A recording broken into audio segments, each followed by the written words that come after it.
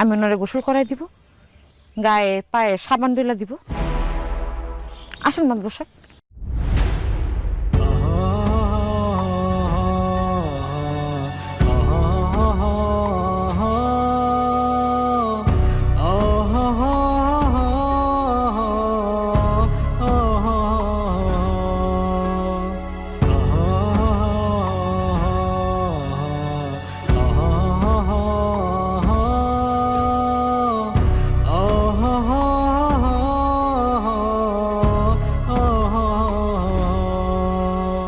বাহ, এই খাবারের চেহারা দেখেই তো মনে হইতেছে খুবই সুস্বাদু হয়েছে খাবার।